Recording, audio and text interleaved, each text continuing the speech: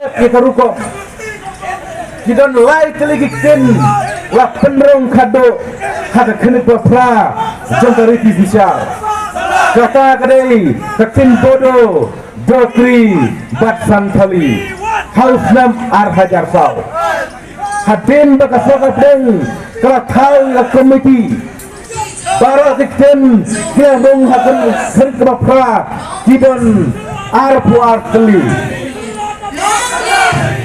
tim kita sak mereka apa kata rekam poyeng kasar kadang kita bawa ban yo itu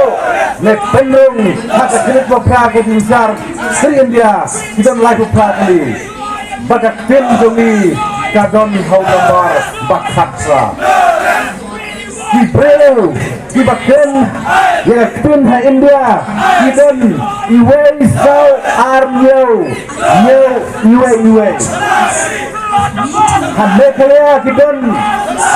iway lai pra arnyo pra. Ha asam kidon lai sau san pra. Ha Bangladesh yo kidon kati kumba prapusan. Point you are not good. So ini naikkan jihad hati kami. Kesinggawa bantuan yang kentasi hak kena putra jangka risi besar ke India kerajaan kot mentah tahu politisnan.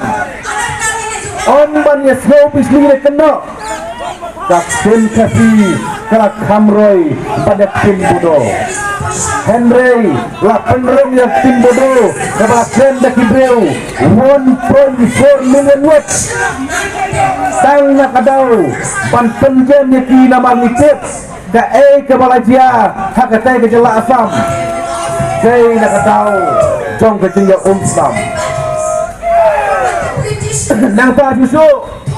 takkin manupur kelayorong hak hit bapra hak riti bisa ke India Lakren yaka daki Kibreu kibadon iway 0.5 million kaba ka United Nations Educational Scientific and Cultural Organization lana ka UNESCO kanyo bakade ka kim kabadon akren ka jima kabawa banduja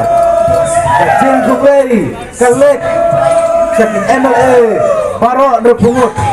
di bawah sim dia karai hak arpunya operate nailur jauh uslam arajar katra hapo kaindo bawa anjala pandawa naga soha preng bad penrong singkasi di bawah don di iway 0.4 million mot hak riti besar jongkari India hak tinggi jonga kumunong ram jongsen ban penrong yang singkasi hak kerja pra Tomkam kecil telang jom parok di MLA hembe kenliang ada yo bandung hak kenet ke bapa jom kariti besar dan kari India ya singkasi sampai kang banyu i jadi itu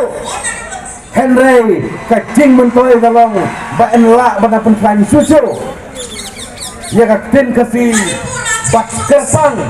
kan long away lagi subject hak examine what come hak sarkar prank